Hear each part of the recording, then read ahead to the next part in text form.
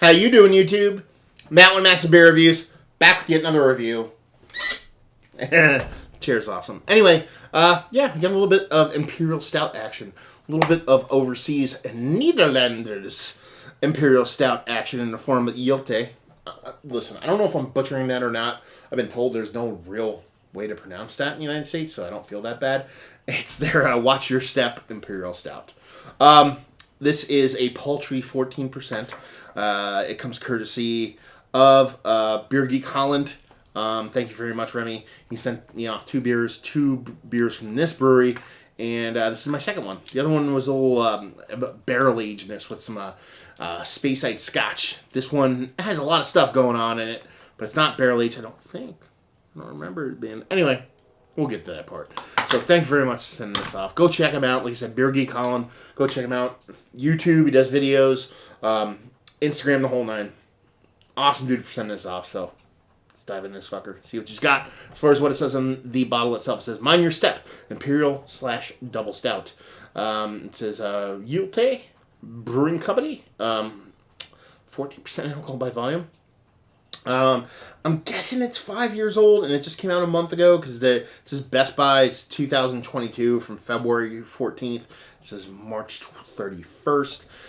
So I doubt they would go 10 years on this. Actually, they can't because the brewery was founded in 2012. So, oh wait, no, they could. But anyway, probably 5. I think I made that mistake in somewhere else. Anyway, as far as what it says in the back here, ingredient-wise, it says Imperial Stout brewed with juniper, cranberries, aged with American oak chips, coffee, and dry hopped with Columbus hops. So please, mind your step. There's a lot of shit going on. You're talking about a bunch of fruit in a huge percent beer. You're talking about oak involved. So oak chips, not oak aged, but barrel aged, but there's oak involved. You're talking about the extra addition of hops. So I'm really interested to see what's going on here. Label-wise, it's okay. I like their other one better. This one's just kind of pixelated pattern, a little bit of lettering on it. It is what it is. Forgot to take the old electrical tape off there. European electrical tape. Anyway, got my little fatty snifter glass here. You just wash it. You see it's all wet. There's a bunch of fuzzies on there. But I assure you the fuzzies are on the outside only, not the inside. Defuzz my schnifters. A little hiss. Nothing too crazy. A bellowing train in the background. Is this ominous sign of things to come? I don't know. I'm going to pour this whole thing in here. Do it proper. Fatty glass. We're going to get a different head on this. We got a pretty big head for the fatness of the glass. Oh, just over a finger. Microscopically tight bubbles. You want to sleep on that shit head. And it's pretty dark. It's not super dark, though. Talking about its ABV, based off the pour, you get a little bit of color on the edges, but based off the pour, it was a lot lighter than what I thought it would be. It wasn't motor oil like the other Uiltje, I'm going to keep saying it and butchering it, beer that I had. So yeah, looks nice. Just off white head. North of khaki, south of malted malt ball. Let's see if we can get on here nose-wise. Okay. Hops are definitely present in this. I'm getting a heaping helping of kind of like that goes to hops past thing I talked about. Now, based off this beer, I'm assuming it's relatively new. I think this might be I think it might be a combination of the oak that I'm getting and a combination of the type of hops that were used, because it was Columbus and dry hopped with Columbus. So Columbus and the ABV on the beer. So I'm getting hop bitterness. Really not getting much fruit there. I'm getting a subtle dark jamminess from it, but it's very generic. Nowhere near any kind of alcohol in here, 14% or otherwise. Not much roasted malts either.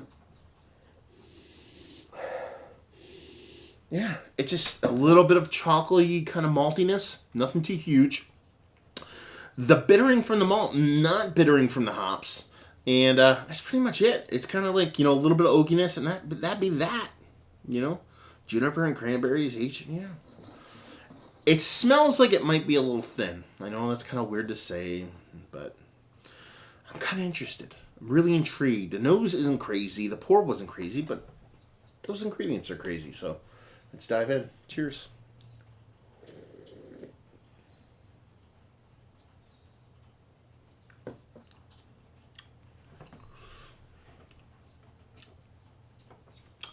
It's not... It's a weird beer. It's good. It's really good. In a dangerous way. Let's put it that way.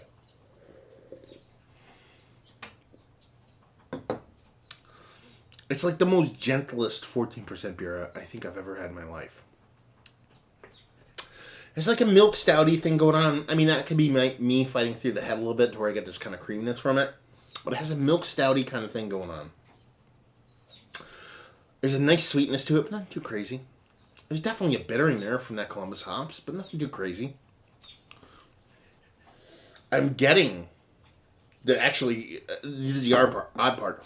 I thought I'd get the fucking cranberries huge on it. Maybe there's like a acidity to it. Maybe that's what's kind of throwing me off. But the juniper is jumping out at me.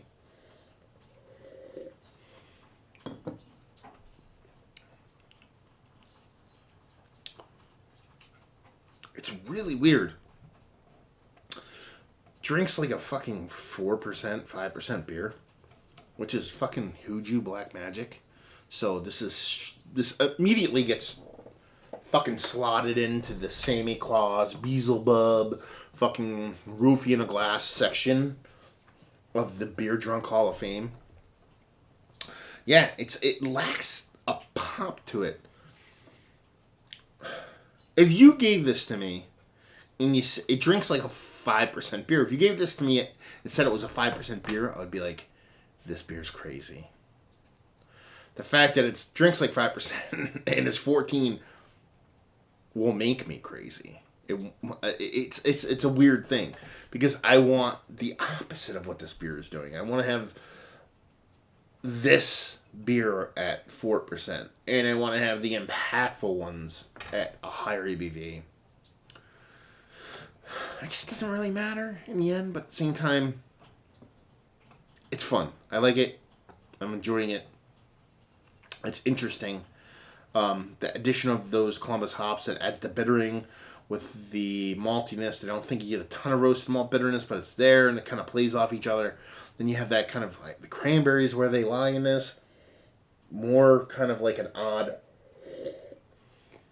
It's almost like an unsweetener, I think. The cranberries are like, let's put the cranberries in and I'll kind of make the beer not as sweet. Kind of add as like an acid note to where it kind of beats back any overt sweetness. That's why I think it drinks way less than it should. It's interesting. It's interesting. It's not, I wouldn't say it's great. It's fantastic. I'm not going to seek it out again, but it's absolutely interesting. Let's put it that way. So yeah, that's all I have. I mean, what else do you want me to say? Weird bittering, hops, and kind of the malt bill is huge, but you can't taste it because I think the cranberries kind of acidity is battling that off, but the juniper's in there, and it's odd. It's interesting. It intrigues me. Let's put it that way. I would buy it again. I said I wouldn't hunt it down. I would buy it again just to have other people be like, drink this. Tell me what you think of it.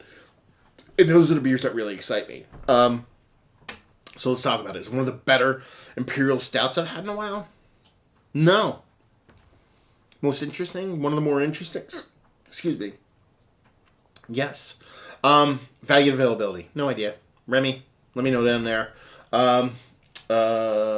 Just say if you like, well, you like this.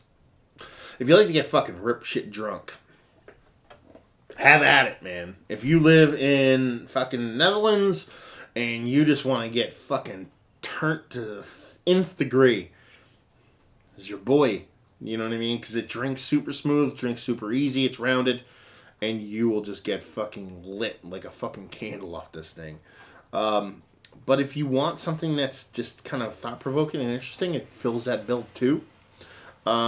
But if you're looking for overt taste, like overt flavor from a huge beer, you're just not going to get it from this. That's okay, though. just going into it expecting. It's a little preconceived notion going on. Seeing that ABV and all the ingredients, I thought I was going to be walloped in the face, and it didn't happen. So, nothing wrong with that. And just a fun, fucking interesting beer. So if you like interesting, right back to the beginning. If you like interesting, you'll like this. So there you go. Another review in the books. Hope you guys enjoyed the review. Kind of.